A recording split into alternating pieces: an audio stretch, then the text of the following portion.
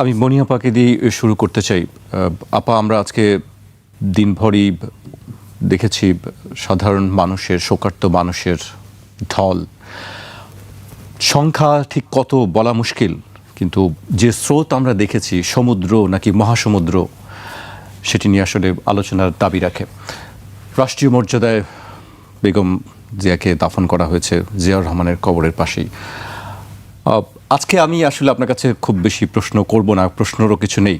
আমি আপনার কাছে আসলে আপনার রাজনৈতিক জীবনে স্মৃতিচারণগুলোই মূলত আমরা শুনতে চাই। দর্শকের জন্য যদি আপনি বলেন যে আপনার সেই পুরাতন স্মৃতিগুলো। ধন্যবাদ আপনাকে। যারা শুনছেন আমার শুভেচ্ছা, আমার সমালোচককে শুভেচ্ছা।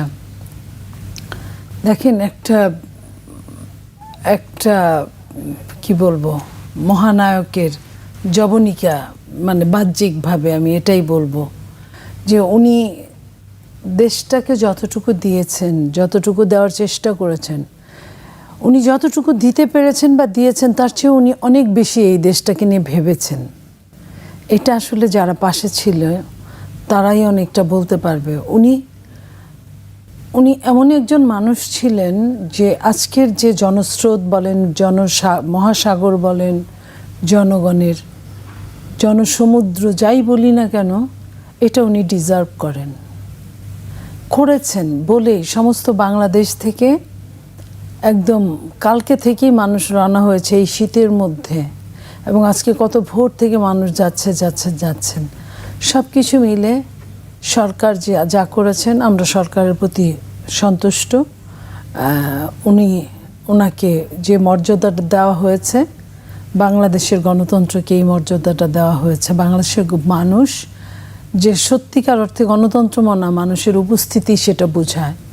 যে গণতন্ত্রের জন্য দেশনেত্রী বেগম খালেদা জিয়া নিজের জীবনটাকে উৎসর্গ করেছিলেন। উৎসর্গ এই জন্য বলছি, হ্যাঁ বলতে পারেন যে বয়স 80 হয়েছে, সেটা একটা পর্যাপ্ত বয়স, সব ঠিক আছে, কিন্তু স্বাভাবিক মৃত্যুর গ্যারান্টি আর অস্বাভাবিক মৃত্যুর হাতছানি দুইটা। স্বাভাবিক মৃত্যুর গ্যারান্টি রেখে যারা অস্বাভাবিক মৃত্যুর দিকে যায়, অন্য 10 জনের কথা চিন্তা করে, আমি তাদের একজন অন্যতম বিশ্বের দেশনেত্রী বেগম খালেদা জিয়া, যিনি কিনা পারতেন, অনেক কিছুই পারতেন ভালোভাবে। ধরেন, আমি যদি শহীদ প্রেসিডেন্ট জিয়াউর রহমানের চলে যাওয়াটা ধরি, তার মৃত্যুর পরে সারা বিশ্ব থেকে যেটুকু অনুদান এসেছিল বাংলাদেশের বা বাংলাদেশের সরকার সহ সারা বিশ্বের, উনি কিন্তু মোটামুটি ভালোভাবে চলতে পারতেন দুইটা সন্তান নিয়ে। উনি চিন্তা করেছেন যে ওনার স্বামী এই দেশের জন্য করে এইভাবে চলে গেছেন, ওনার বোধহয় এখন সময় হয়েছে। অথচ উনি কোনোদিন রাজনীতি করেন নাই, রাজনীতি বুঝতেনও না, রাজনীতি নিয়ে ওনার মাথা ব্যথাও ছিল না। সেই মানুষটা, উনি কিন্তু ওই জীবনটা ত্যাগ করে উনি জেনে বুঝেই কিন্তু এরশাদ বিরোধী আন্দোলনে মাঠে নামলেন। মানুষের ঘরে ঘরে গেলেন, বিভিন্ন প্রোগ্রামে পায়ে হেঁটে গেলেন, পালিয়ে থাকলেন, জেল খাটলেন। কি এমন যে কষ্টের জায়গাগুলো কোনটা তাকে টাচ করে নাই এমন খুব কম আছে। তারপরে উনি রাষ্ট্রপ্রধান হলেন, দেশকে ঢালাওভাবে গড়ানোর জন্য যে চেষ্টা করলেন, আপনার নারী মুক্তির কথা ওনার হাজবেন্ড যেটুকু করে গিয়েছিলেন, তারপরে ধারাবাহিকভাবে অগ্রসর হওয়ার ব্যাপারটা যতটুকু উনি করেছিলেন, সেটার সাথে সাথে উনি আরও কিন্তু বাড়ালেন। এই যে মেয়েদের অবৈতনিক শিক্ষা, তারপরে আপনার কৃষি, বিজ্ঞান, শিল্প, সব কিছুতে অনেক কিছু আসলে উল্লেখ করতে গেলে শুধু আলাদা আমি অনেক সময়ের ব্যাপার। তো সেটা করলেন। করার পরে উনি পরবর্তীতে উনি বিরোধী দলে আসলেন, সেখানে আবার আন্দোলন করলেন। তারপরে উনি সরকারে থাকলেন। সরকারের পরে যখন 1/11 সরকার আসলো, তার কিন্তু 1/11 সরকার কোনো মামলা করতে পারে নাই। একটা মামলা করেছিল, সেটাও খারিজ হয়ে গিয়েছিল কোনো তথ্যপাত্র না থাকার জন্য। একজন মানুষ তার আগে 10 বছর আপনার সংসদে 15 বছর ছিলেন, 10 বছর আপনার প্রধানমন্ত্রী হিসেবে ছিলেন। তো তারপরও 10 বছর 3 মাস, আরেকটা সময় 3 মাস ছিলেন 96। তো সেইটার পরেও কিন্তু তার জন্য কোনো মামলা তারা বের করতে পারে নাই। তো যাই হোক, সেই আন্দোলন করলেন, ছেলেটার তার চোখের সামনে চরমভাবে হেনস্থা করা হলো, শারীরিক নির্যাতন করা হলো ছেলেকে, এবং যখন তাকে বিদেশে পাঠানো হলো, বিদেশে পাঠানোর জন্য চাপ প্রয়োগ করা হলো, পাঠানো না, তখন উনি সর্বশেষ তাকে টিকিট ধরায় দেওয়া হলো, সর্বশেষ বললেন, তখনও কিন্তু উনি বেশ ভালোভাবে বিদেশে জীবনযাপন করতে পারতেন, হয়তো শান্তি পেতেন না কিন্তু সুখটাকা তো পেতেন, নিরাপদ একটা জীবন পেতেন। সেটাকে বাদ দিয়ে উনি বললেন যে আমার তো দুইটা সন্তান না, সমস্ত বাংলাদেশের সন্তান আমার সন্তান, আমার তো কোথাও কোনো বাড়ি ঘর নেই, আমি কোথায় থাকবো, বিদেশে আমার কোনো ঘর বাড়ি নেই, আমি থাকবো তিনি কোথায়? বলেছেন যে আমার কোনো ঠিকানা নেই, আমার ঠিকানা একটাই নেই, ঠিকানা আমার বাংলাদেশ। একটাই ঠিকানা। তো এই যে বাংলাদেশে থাকলে, আরেক নেত্রী কিন্তু চলে গিয়েছেন আগেই, তো যদি উনি এইটা না গো ধরতেন তাহলে কিন্তু আজকের ইতিহাস অন্যরকম হয়ে যেত। আরও সরকার, আরেকটা রাজনৈতিক দল হতো, সরকার হতো, যারা যেভাবে, সেটা কিন্তু পারে না, তখনই কিন্তু -2 ফর্মুলাটা একদম ফুলফিল হয়ে যেত, সেটা কিন্তু হতে দেন নাই উনি। পরবর্তীতে যখন আপনার 1/11 চলে গেল, নির্বাচনের কথা আসলো, তখন ওনাকেই কিন্তু প্রথমে অফার দিলেন তারা, এই নির্বাচিত সরকারেরা ওনাকে অফার দিলেন যে তুমি যদি আমাদের এই ইন্ডেমনিটি দাও, বা আমরা যেভাবে বলি যদি শোনো, তাহলে তুমি ক্ষমতায় থাকতে পারবে। তো যে শর্তগুলো দিয়েছিলেন, আমরা শুনেছি, সেই শর্তগুলো দেশের বিরুদ্ধে যায়, জনগণের বিরুদ্ধে যায় বলেই উনি কিন্তু সেই শর্তটা মেনে নেন নাই। কিন্তু আরেক নেত্রী কিন্তু ঠিকই নিয়েছিলেন বলেই কিন্তু সেই নেত্রী 15.5 বছর ছড়ি ঘুরিয়েছেন, অত্যাচার করেছেন, গুম খুন করেছেন, ওনাকে একরকম মৃত্যুর মুখে ধাবিত করেছেন। ওনাকে যে অবস্থায়, যে পরিত্যক্ত একটা ঘরে রাখা হয়েছিল, যে নোংরা স্বেচ্ছাতে একটা বাথরুমে ঘরে তাকে রাখা হয়েছিল, যেখানে সাধারণ কয়েদিদের জন্য উন্নত জায়গা রেখে এটা পরিত্যক্ত করা হয়েছে যে কোনো সময় দুর্ঘটনা ঘটতে পারে, সেইখানে কিন্তু তাকে রাখা হয়েছিল। এই যে গণতন্ত্রের জন্য যদি একটু বার ওই সরকার যেভাবে বলছেন যে সে যদি রাষ্ট্রপতির কাছে ক্ষমা চায় তাহলে আমরা বিদেশ পাঠাবো, তো রাষ্ট্রপতির কাছে ক্ষমা চাওয়া মানে জনগণের সামনে নিজেকে উপস্থাপন করা যে আমি অপরাধী। উনি যে অপরাধটা করেন, উনি মৃত্যুকে বেছে নিয়েছিলেন, কিন্তু আপনার রাষ্ট্রপতির কাছে এটা রাজি হন নাই বলেই কিন্তু তাকে অনেক কষ্ট করতে হয়েছে, তার সমস্ত অর্গানগুলো আস্তে আস্তে একটার পর একটা ফেল করেছে। তো এই যে ফেল করেছে, এই সব কিছু উনি মেনে নিয়েছিলেন। আমি অনেক আওয়ামী লীগের সাথেই তো টকশো করতাম, অনেক দিন অনেক আওয়ামী লীগের নেতাদের সাথে টকশো করেছি। টকশোর আগে পরে বিরতিতে যখন বলা হতো যে আপনারা তো চাইলেই পারতেন আমাদের নেত্রীকে মুক্ত করতে, এই যে অন্যায়, উনি যে এটার সাথে জড়িত না আপনারা ভালো করে জানেন, তো ওনারা পর্যন্ত বলতেন মাঝে মাঝে যে আমরা তো বলি, আমরা রুশানলে পড়ে গেছি, এটা আসলে এটা তাকে জামিন দেওয়া উচিত, আমরাও বলি। তো এই যে তাকে জামিনটা দেন নাই, তাকে কষ্ট দিয়েছে, আজকের 2025-এর 31শে ডিসেম্বর আজকে প্রমাণ করে দিল যে এই যে একটা কষ্ট, সব কিছুর কিন্তু ভ্যালুজ আছে। ওই দিনের ভ্যালুজটা এরকম জনগণের হৃদয়ের মধ্যে মানে গেঁথে গিয়েছে দেশনেত্রী বেগম খালেদা জিয়া।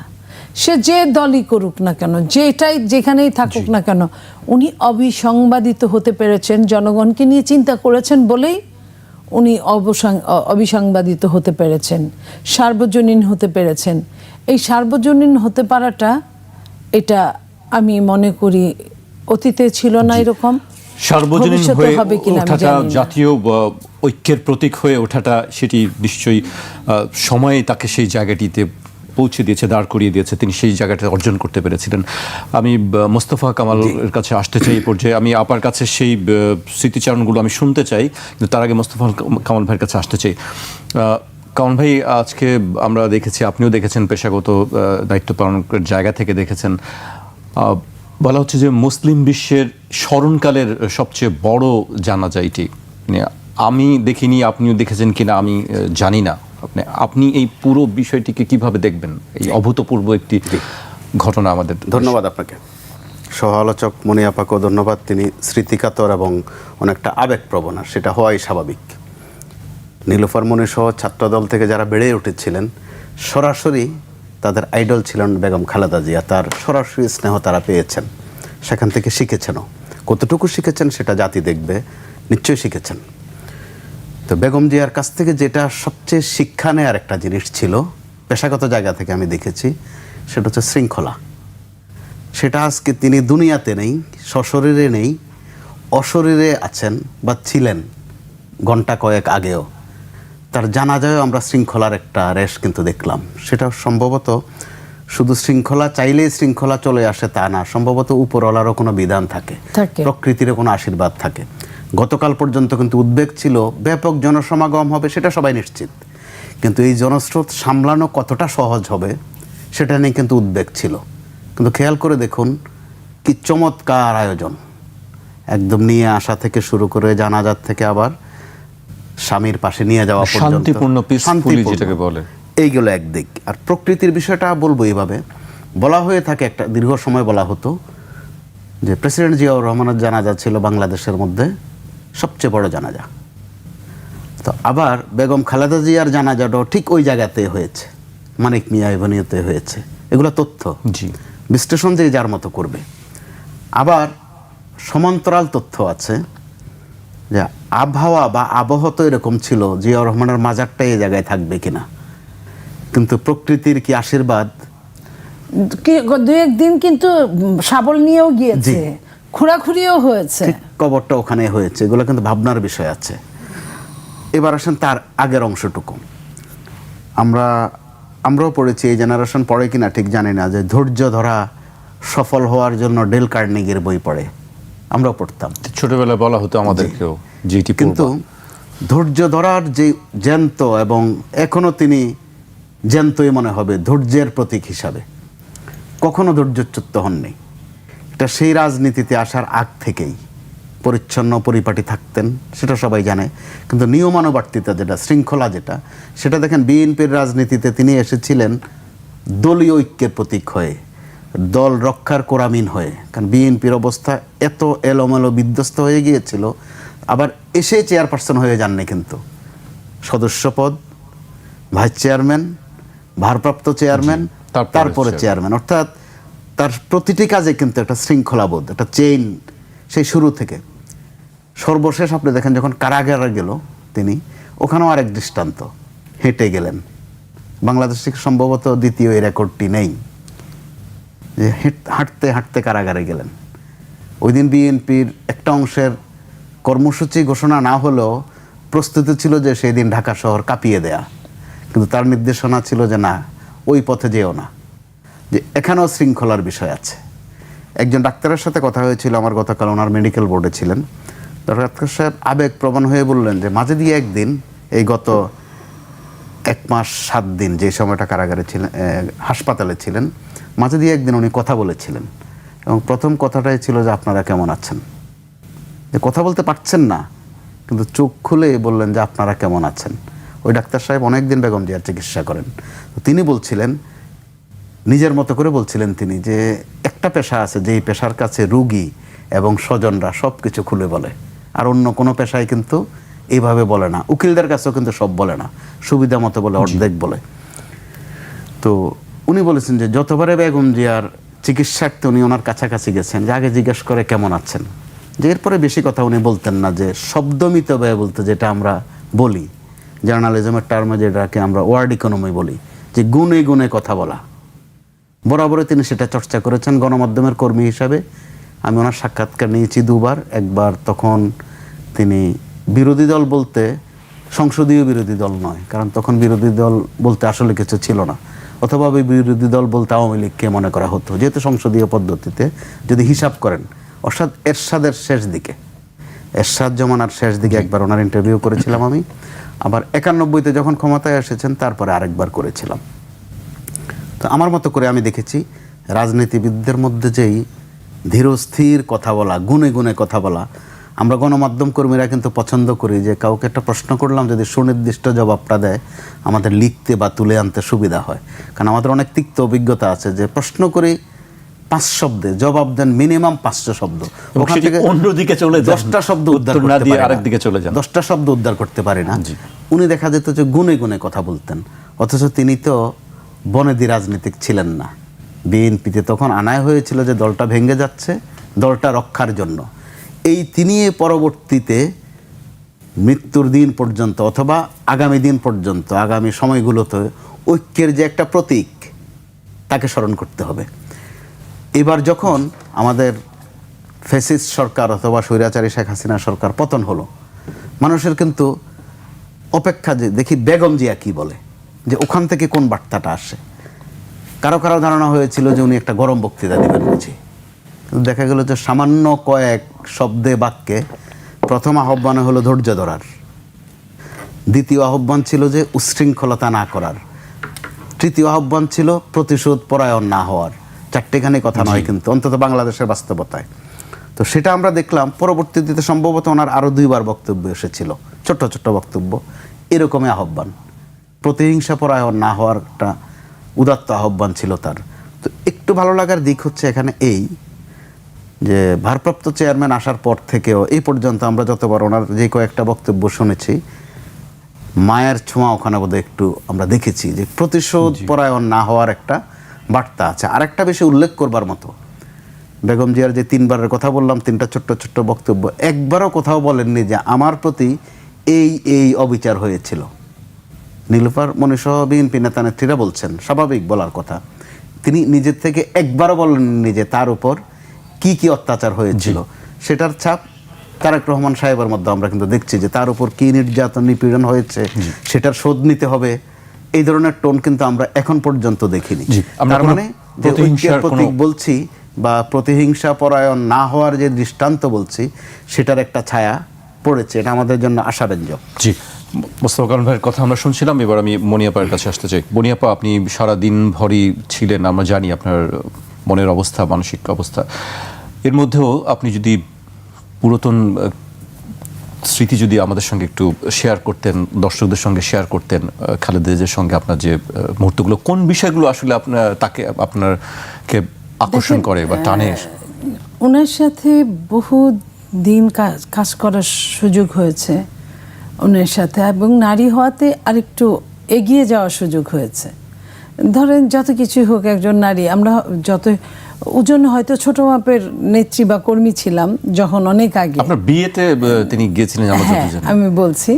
তো এতে হয়েছে কি, নারী হওয়াতে কোথাও গেলে ওনার প্রথম যেটা, ওনার সাথে মানুষগুলো, উনি কিন্তু অন্য নেতা নেত্রীদের মতো ওইভাবে কনভিন্স করতেন না। উনি সবার খোঁজ নিতেন পেছন থেকে। তারা সাংবাদিকদের দেখো তারা খেয়েছে কিনা, তাদের গাড়ি টাড়ি ঠিক আছে কিনা, এই আমার মেয়েগুলার কি অবস্থা, ওদের খোঁজ নাও, ওরা কোথায় আছে এখন। কোনো জায়গায় যদি আমরা তার সাথে সফরে যেতাম, তো এরকম ওনার প্রত্যেকটা জায়গায় প্রত্যেকটা ব্যাপারে ওনার কনসার্ন খুব সিরিয়াস ছিল, খুব সিরিয়াস। এই জায়গাটা আমি ভীষণ শ্রদ্ধা করি তাকে। তো শ্রদ্ধার আগে আমি একটা জায়গায় একটুখানি বলে তারপরে আমি বিয়ের অনুষ্ঠানে যাচ্ছি। যখন অবরুদ্ধ হলেন খালেদা জিয়া আপনার গুলশান অফিসে, মনে আছে নিশ্চয়ই আপনার, তখন ওই রাতে আমরা গিয়েছি। তো একটা পর্যায়ে আমি চলে যাব, তো বিদায় নিয়েছি। আমি নামার সময় দেখি খালি পুলিশ আর পুলিশ। একটু দূরে দাঁড়িয়েছিল তারা, ওই যে দাঙ্গা পুলিশটা, এরা সবাই ছিল, ঘেরাও করে রাখছে। তো আমি দৌড়ে এসে বললাম যে বাইরে তো অনেক পুলিশ। তো সবাই দেখার পরে ম্যাডাম বললো যে তোমরা কি চলে যাও। আমরা অনেকেই সিনিয়ররা বললেন যে ম্যাডাম আপনি এখন যদি পল্টন অফিসে যান বেটার হয়, যাই হবার হবে, অ্যারেস্ট করুক যাই করুক, পল্টন অফিসে এখন গেলে ভালো হবে। কি বুঝে টুঝে পরে ম্যাডাম বললেন যে না, যা করবে, আমি এখানে আছি, হ্যাঁ তোমরা গেলে চলে যাও। তা আমরা বললাম যে ম্যাডাম আপনাকে রেখে আমরা কিভাবে যাই। তখন রাত প্রায় 1টার মতো বেজে গেছে। তা যাই হোক, উনি মনে মনে হয়তো খুশি হলেন, উনি আর কিছু বললেন না যে তোমাদের যেতেই হবে। তা আমরা দেখছি উপরে ছাদে উঠে দেখছি, নিচে দেখছি পুলিশ, সব কিছু মিলে। তারপরে রাতে কে কিভাবে থাকবো, বেশ অনেক মানুষ আটকা পড়েছে, নারীরাও বেশ কিছু। সেদিন আমাদের কি যেন একটা প্রোগ্রাম ছিল, আমরা এই জন্য গিয়েছিলাম বেশ কিছু নারী তাদের সাথে কথা বলার জন্য। পরে আমরা করলাম, ম্যাডাম খবর নিলেন যে এরা থাকবে কিভাবে, এত বিছানা কোথায় পাবে, শীত, প্রচণ্ড শীত। তখন ওই যে দরিদ্রদের যে কম্বল দেয়, একটা ঘর ভর্তি কম্বল ছিল, এই যে ম্যাডাম রাত করে যে কম্বল দিতেন, সেই রুমে ঢুকে আমরা সবাই কম্বল আনলাম। একটা কম্বল বিছায় ফ্লোরে, একটা কম্বল গায়ে দিয়ে, একটা কম্বল মাথায় বালিশের মতো করে দিয়ে, যারা যারা পাইলো বালিশটা পাইলো নিল, আর যারা পাইলো না বালিশ ছাড়াই তারা রাত কাটালো ওইভাবে। মেয়েদের সবার একটা রুম দিল, ছেলেরা নিচে অন্যখানে, এইভাবে থাকলো। এবং এই যে থাকার পরে আপনার ওরা খাইছে কিনা, প্রতি বেলায় খাওয়ার আগে সবাই ঠিক মতো খাইছে কিনা, খাওয়াটা পাইছে কিনা, এটা তো অনেকটা ফুরাতের মতো হয়ে গেছে। পানি সাপ্লাই দিতে দেয় না, বিদ্যুৎ দিতে দেয় না, আশেপাশে বাইরের একটা পেছন দিয়ে একটা বাসার ভিতর দিয়ে পানিটা নিয়ে আনতো, এরকম খাবার টাবার আনতো, প্যাকেট খাবার। যাই হোক, এই যে তার খবর নেওয়াটা প্রতি মুহূর্তে, এই দায়িত্বটা আমি সিরিয়াসভাবে দেখেছি। পরদিন যখন ম্যাডাম বের হবে, আমরা বের হব ম্যাডামের সাথে, গাড়িতে আমরা বসা, ম্যাডাম বসা, আমরা বাইরে দাঁড়ানো। তো এর মধ্যে পুলিশ তো খুলতে দেয় না, বাইরে থেকে তালা দিয়ে ফেলেছে আপনার গোয়েন্দা সংস্থা, সব কিছু মিলে। তখন ওরা পেপার স্প্রে মারছিল, তো আমরা অনেকেই অসুস্থ হয়ে গেলাম বিভিন্নভাবে। এবং পেপার স্প্রে, আমি একটা গেটে উকি দিয়ে দেখছিলাম পুলিশের গতিবিধিটা, ওরা ওই ফাঁকটা দিয়ে পেপার স্প্রে মেরেছে। আমি চশমা যদি আমার না থাকতো, দেখতে গেছেন তখনই, তখনই তো চোখটা দেখা গেছে, ওরা ওইভাবে মেরেছে। তো আমি চশমা থাকার জন্য আমি এখনো হয়তো বা দেখতে পারি, নইলে তো খবরই ছিল। এবং তারপরে যেটা হয়েছে, আমার একদম নিম্নে চোখের পাওয়ারটা একবার শেষ লেভেলে চলে গেল। যাই হোক, এই যে ম্যাডাম তারপরে কি করবে, ডাক্তার কি করবে, কোথায় কি পাওয়া যাবে, সব ছোটোছুটি তো আসলো। যে এরপরে প্রতি বেলায় খবর নেওয়া, প্রতি মুহূর্তে খবর নেওয়া, এই জিনিসগুলো খালেদা জিয়ার কাছ থেকে, তার সাথে থাকতে গিয়ে ওইটা দেখেছি। আসলো, আপনি বিয়ের কথা বললেন, আমি আসলে হঠাৎ করে কালকে স্তব্ধ হয়ে গেছিলাম, ঘুমের মধ্যেই তো খবরটা পেয়েছি। তারপরে যাওয়ার পরে স্মৃতিচারণ আসলে খুঁজে পাইনি তখন ওই মুহূর্তে, বিয়ের কথাটাই মনে হয়েছিল। আমার বিয়েটা হয়েছিল 99-তে, 99-এ। তখন দেশনেত্রী বেগম খালেদা জিয়া বিরোধী দলের নেত্রী। তো উনি আমার বিয়েতে আসছেন, আসার পরে এখন বরপক্ষ তখনও আসে নাই, উনি আসার পরে নর্মালি তো বরপক্ষ আগেই চলে আসে। তা এখন আমার আত্মীয় স্বজনরা, আমার বান্ধবীরা, আমার সিনিয়র নেত্রীরা, নেতারা, তারপর এই খবরদার ম্যাডাম যেন না জানে যে বরপক্ষ আসে নাই। তো একটা পর্যায়ে ম্যাডাম সামনে একজন বলেই ফেলছে, মানে ছেলে মেয়েরা, ছাত্র নেত্রীরা, নেতারা হইলে যা হয়, তো বলে ফেলছে। ম্যাডাম বলছে কোথা থেকে আসবে, বলছে মানিকগঞ্জ থেকে আসবে। বলছে আচ্ছা, ছেলেরা একটু দেরি করে, এই যে ছেলেরা একটু দেরি করে, আচ্ছা আমি থাকবো। তো ম্যাডাম অনেকক্ষণ থাকলেন, 1-1.5 ঘন্টা পরে ছেলে আসছে। তো ছেলে যখন আসলো, তারপরে ম্যাডাম দুইজনকেই অভিনন্দন দিলেন, আশীর্বাদ করলেন। করার পরে হঠাৎ করে খবর হয়ে গেল যে আমার বিয়ের আসরের পরের দিন হরতাল ছিল, বিয়ের আসরের চারপাশে পুলিশ ঘেরাও দিয়ে আছে। তো অনেক নেতা নেত্রীরা বিয়ে খেতে আসছে, তো বের হলেই পুলিশ ধরবে। এই খবরটা চাউর হওয়ার পরে ম্যাডাম বললেন যে আমি থাকি, তোমরা যে পর্যন্ত বের হয়ে সবাই না যাও, আমি অতক্ষণ পর্যন্ত থাকবো। এই যে মনে করেন একটা বিয়ে বাড়িতে, এই যে তার দায়িত্ববোধটা, উনি শেষ পর্যন্ত থাকলেন, যে সবাই চলে যাওয়া পর্যন্ত। এবং ঠিক সেম ঘটনাটা আমি আপনার লা মেরিডিয়ানে যেদিন জেলে যান, তার আগের দিন আমাদের নিয়ে একটা মিটিংয়ে বসছিলেন উনি, আপনার মনে আছে কিনা আমি জানি না। মানে উনি সমাপনী বক্তৃতাটা, যে কি হতে পারে, জেল হলে কি হবে, আমরা কিভাবে চলবো, এটা সেন্ট্রালের বর্ধিত সভা ডাকলেন। বর্ধিত সভার একটা জায়গায় একটা পরে খাবার দাবার, প্রায় শেষ মিটিং, তখন খবর এলো নিচে গোয়েন্দা সংস্থা ভরপুর, পুলিশ টুলিশ, দাঙ্গা পুলিশ ভরপুর, এবং ধরলেই 2-1জনকে অ্যারেস্টও করেছে, যারা নিচে একটু রিক্রিয়েশনের জন্য গিয়েছিল। তখন ম্যাডাম আবার বললেন ওই দিনও শেষ টাইমটা পর্যন্ত যে তোমরা সবাই আগে চলে যাও, আমার মিটিং বক্তৃতা শেষ হওয়ার পরেই তোমরা চলে যাবা, সবাই চলে যাওয়ার পরে তারপরে আমি যাব, আমি একজনকেও অ্যারেস্ট হতে দেব না। এবং সত্যিই তাই করলেন উনি। এরকম অনেক সময় তার সাথে আমরা পড়েছি এবং উনি একজন প্রকৃত দলনেতার মতো, মানে নেতাকর্মীদেরকে আগলে আগলে রাখতেন। রাখতেন। যেটি বলছিলেন কালকে তারেক রহমান বলছিলেন যে অভিভাবক, মানে আসলেই একজন অভিভাবকের মতন দায়িত্ব পালন করেছেন সব সময়ের জন্য। কামাল ভাই, আপনি বলছিলেন যে খালেদা জিয়ার ইন্টারভিউ করার সুযোগ আপনার হয়েছিল বা সৌভাগ্য হয়েছিল, সেটি আসলে খুব কম সাংবাদিকের ক্ষেত্রে এ ধরনের সৌভাগ্য হয়। আমি জানতে চাই আসলে দর্শকদের জন্য যদি আপনি বলেন যে সেই সাক্ষাৎকারের কিছু স্মৃতিচারণ যদি আমাদেরকে বলতেন। একটা বিষয় ছিল, যেহেতু এরশাদ জমানার শেষ দিকে, তখনও কিন্তু একটা কথা আলোচনায় ছিল যে এরশাদের পতন হলে, তখন আলোচনা একটু বাড়তি ছিল যে এরপরে নির্বাচনটা কোন প্রক্রিয়ায় হবে। নির্বাচন কিন্তু তখন থেকেই প্রাসঙ্গিক, নিরপেক্ষ বা সুষ্ঠু নির্বাচন কিন্তু ওই সময়টায় অত্যন্ত প্রাসঙ্গিক। ওই সময়টা জামাতে ইসলামের দিক থেকে একটা শব্দ ছোঁড়া হয়েছিল যে কেয়ারটেকার সরকার ইংরেজিতে, পরবর্তীতে সেটা তর্জমা হয়েছে তত্ত্বাবধায়ক সরকার। তো তখন আমাদের কারো কারো একটা ইচ্ছা ছিল গণমাধ্যমের যেটা থাকে, যেটার আরও পরিষ্কার করা অথবা একটা বিভ্রান্তি যদি হয়ে যায়, অর্থাৎ আলোচনা জমানো। আমি চেষ্টা করেছি, দেখলাম যে তিনি এই নিয়ে ওই সময় পর্যন্ত মন্তব্যে যাননি। তিনি বারবার বলতেন ওই সময়টা যে সুষ্ঠু নির্বাচন দরকার, ভোট দরকার, যেটা আমরা এবারও দেখলাম যে তারেক রহমান সাহেব বারবার কিন্তু যে নিরপেক্ষ ভোট দরকার, যত না নির্বাচন দরকার বলছেন, তার চেয়ে বেশি করে বলছেন ভোট দরকার। কারণ নির্বাচন কিন্তু এরশাদ সাহেবও ভালো ভালো নির্বাচন দিতেন,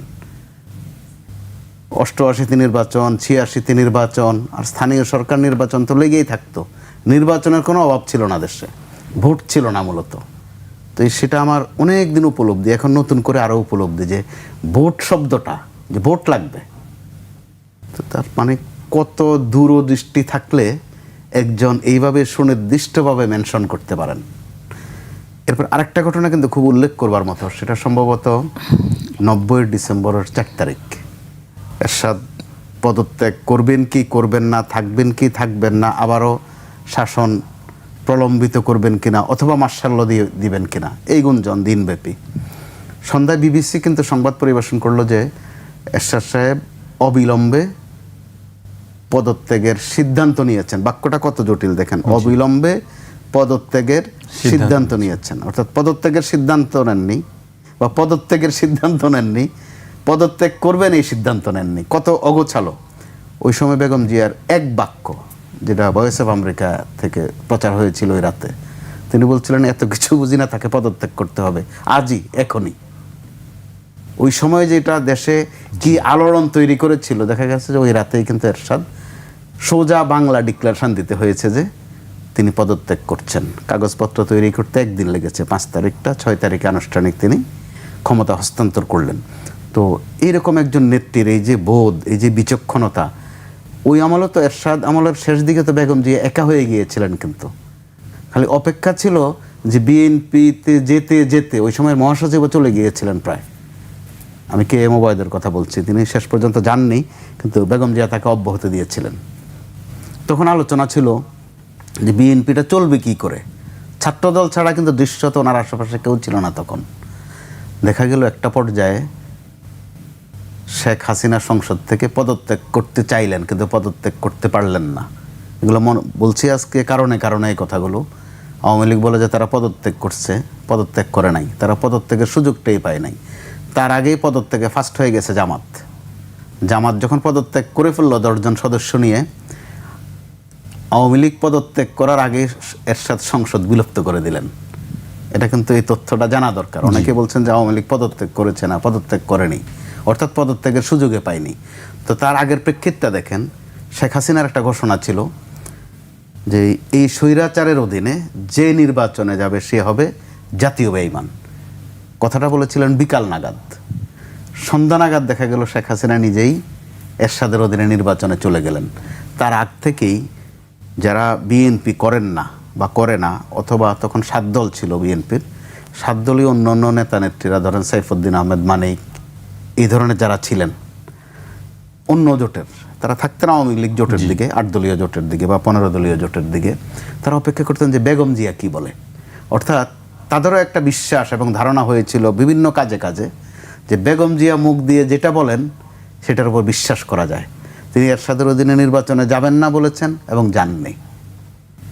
বিপরীতে ভিন্ন চিত্র। পরবর্তীতেও দেখা গেছে বেগম জিয়া যেটা মুখ দিয়ে একবার বলে ফেলছেন, তিনি ওটার থেকে সচরাচর তার সরার রেকর্ড কিন্তু নেই। আবার তার সেটা বাড়তি সুযোগ, যেহেতু কথা কম বলেন, গুনে গুনে কথা বলেন, তার কখনো তার কোনো বক্তব্য বা মন্তব্য নিয়ে আপনি পরবর্তীতে সেটাকে ব্যাখ্যা অপব্যাখ্যা করবেন বা অতি ব্যাখ্যা করবেন, ওই সুযোগটাও কিন্তু থাকে না।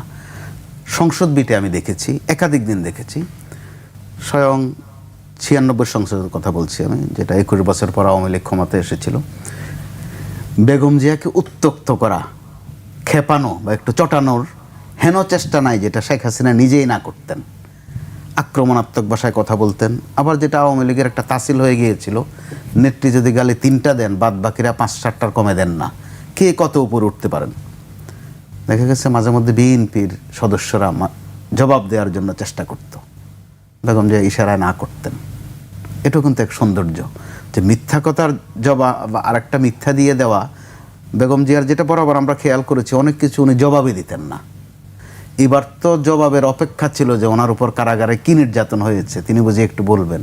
খেয়াল করেছেন, কথা বলেননি। সবাই একটি প্রত্যাশা ছিল যে নিশ্চয়ই তিনি অনেক কিছু বলবেন, কিছুই বলেননি। যে মাত্রা নির্বাচনগুলো বাহ্যিকভাবে আমরা দেখেছি, কারাগারে নিয়ে আবার একটা স্যাঁতস্যাঁতে ঘরে তাকে রাখা, যত না কারাভোগ করা তার চেয়ে বেশি হচ্ছে তাকে যন্ত্রণা দেয়া, নিষ্পেষণ করা। বিএনপির দিক থেকে একটা অভিযোগ ছিল যে তাকে স্লো পয়জনিং করা হয়েছে। তো আজকের এই দিনে এই আলোচনায় না যাওয়াই ভালো। কিন্তু আবার যেহেতু প্রসঙ্গ এসে গেছে, গতকাল কিন্তু একজন উপদেষ্টা সেটা স্মরণ করিয়ে দিয়েছেন এবং তিনি বলেছেন আদালতের সেটা প্রমাণও আছে। তো আমরা সেদিকে না গিয়ে অন্তত এতটুকু বলতে পারবো, বিএনপি যারা করেন তাদের কিন্তু রাজনৈতিক দায়িত্ব বেড়ে গেল। যদি সত্যি তারা বেগম জিয়াকে ভক্তি করেন, শ্রদ্ধা করেন, তার কাছ থেকে কতটুকু শিখেছেন সেটা কিন্তু জনগণ দেখতে চাইবে, জানতে চাইবে। যে আমি মনিয়াপার কাছে এই প্রসঙ্গেই আমি আসতে চাই। আসলে 41 বছর বিএনপির চেয়ারপারসনের দায়িত্ব তিনি সামলেছেন এবং তার কাছ থেকে অনেক কিছুরই শেখার, তার ধৈর্য, তার দৃঢ়চেতা মানসিকতা, সেটি আসলে আপনি কিভাবে দেখেন? দেখেন, খুব সহজ বিষয় না নিশ্চয়ই, যে খুব সহজ বিষয় না সবার জন্য, আমাদের জন্য না, কিন্তু উনি কেমন করে জানি খুব সহজভাবেই করে ফেলতেন। উনাকে একটা জিনিস আমি দেখেছি, উনি বিভিন্ন বুদ্ধিজীবীদেরকে উনি বেশ গুরুত্ব দিতেন, ডেকে নিয়ে যেতেন, ওনার সাথে দেখা করতেন বিভিন্ন ব্যাপার নিয়ে। রাষ্ট্রের ক্রাইসিস মোমেন্টে ওই ব্যাপারগুলো নিয়ে ওই বিশেষজ্ঞদের সাথে কথা বলতেন, বিশ্ববিদ্যালয়ের টিচার থেকে শুরু করে বিভিন্ন তাদের সাথে। কিন্তু তাদের একটা অভিযোগ ছিল, আরে তোমাদের নেতৃত্ব ডেকে নিয়ে যায় কিন্তু একটা কথাও তো রাখে না। মানে কথাটা এরকম, কথাটা হলো এখানে 3 জন বসছি, 3 জনের মতামত নিলেন, কিন্তু মতটা পরবর্তীতে সবগুলো মিলিয়ে তার যেটা মনে হয় যে ভালো, দেশের জন্য মঙ্গল হবে, সেটাকে, সেটার মধ্যে কোনো জেদ থাকবে, চরম দুঃখ থাকবে, এসব কিছু না।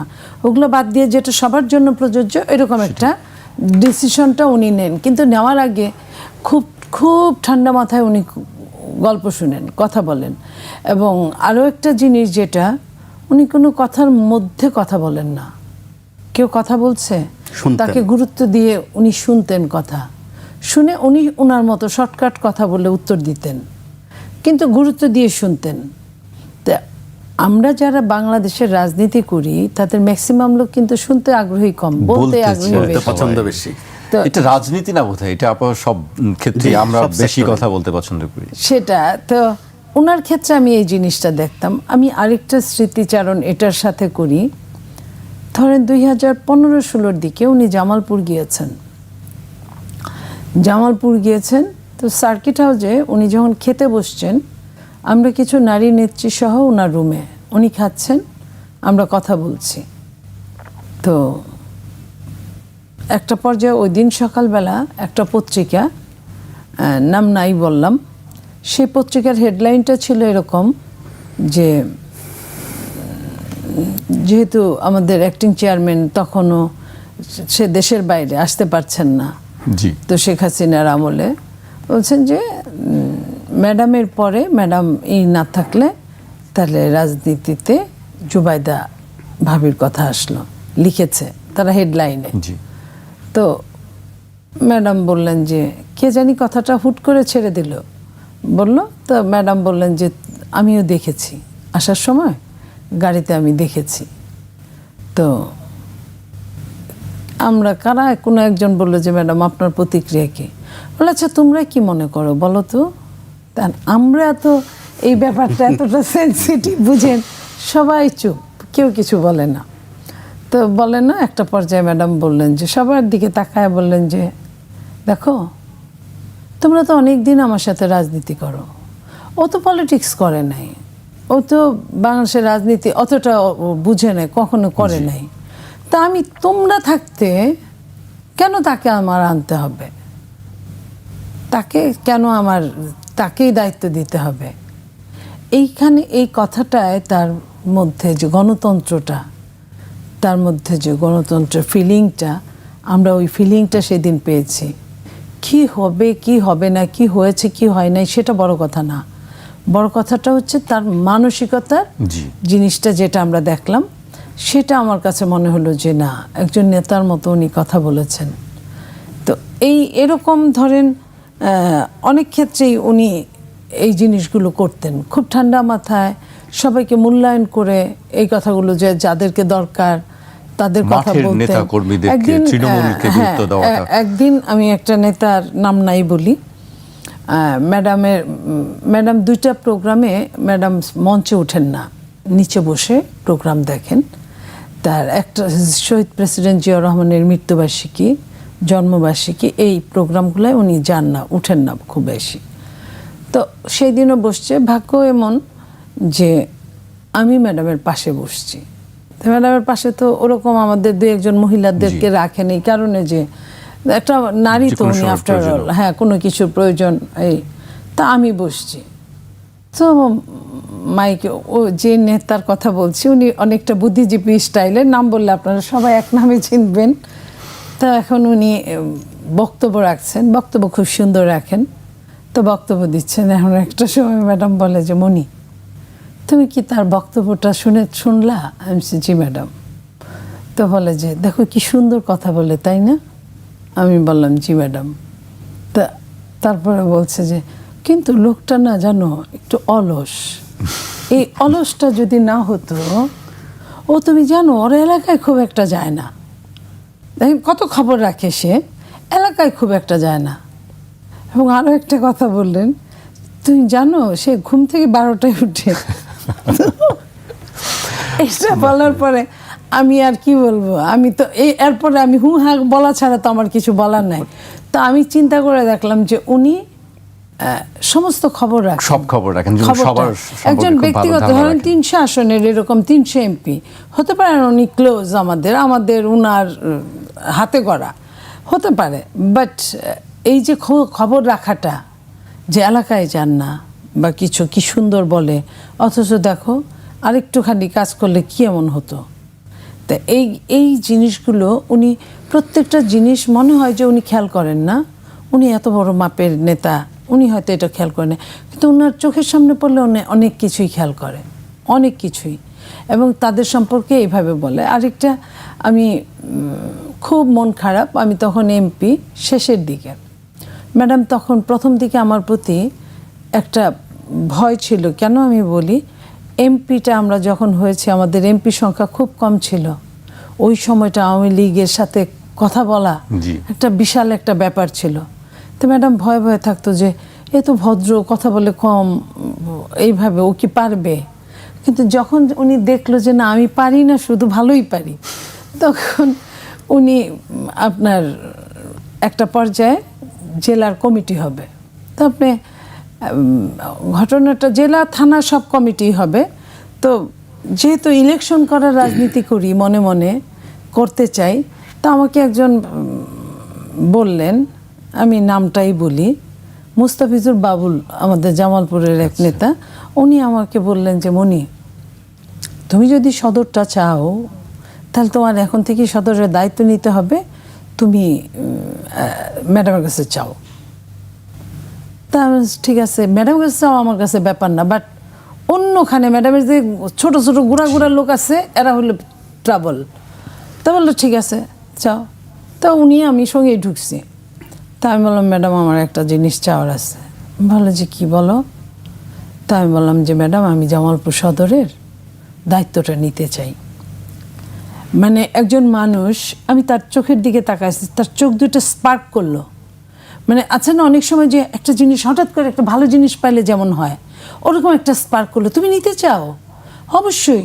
এই এই শিমুল, তুমি রিজভি কোথায়, দেখো তো, রিজভিকে ডাকো তো। তখন শিমুল বিশ্বাস এসে বললো যে ম্যাডাম রিজভি হয়তো আজকে আসে নাই।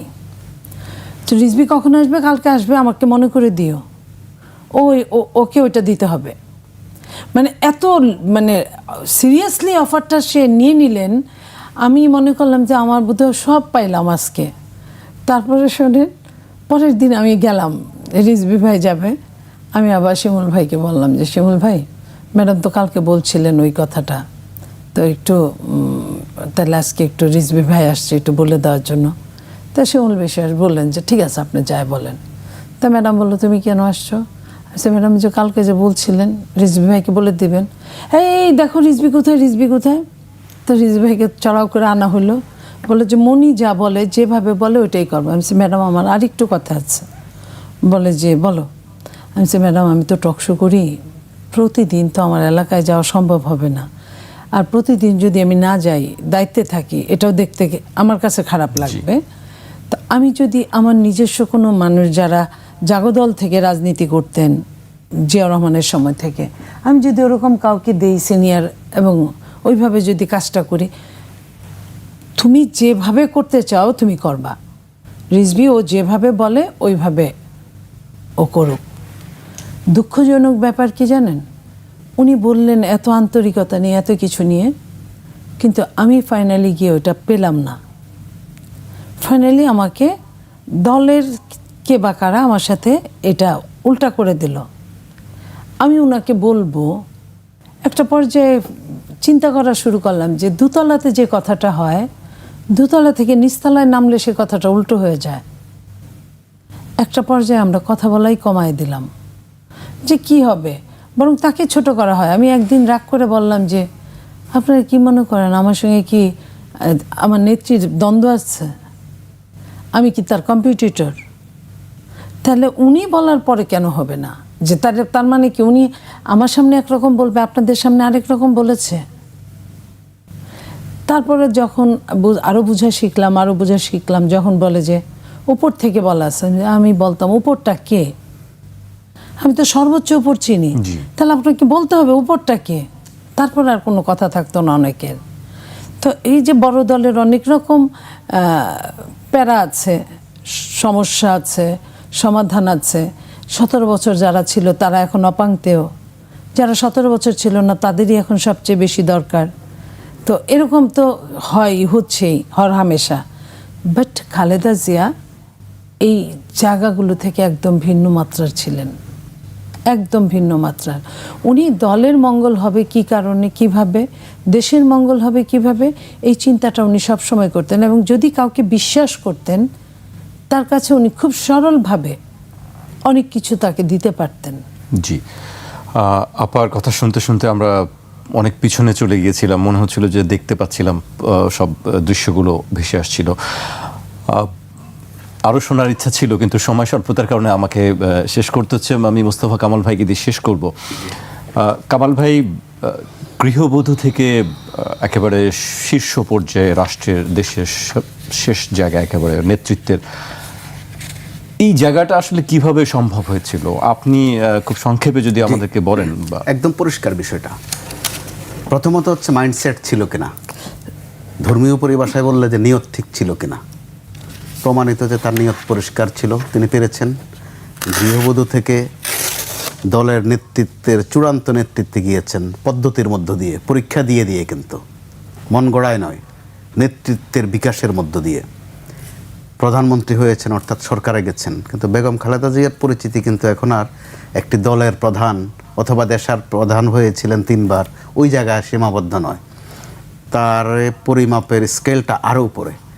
বলছি আমরা যে জাতীয় ঐক্যের প্রতীক, সচরাচর আপনি ভেবে দেখুন, বিশ্বের ইতিহাসে দেখুন, জাতীয় ঐক্যের প্রতীক হয় পজিশনে থাকলে অথবা অপোজিশনে থাকলে।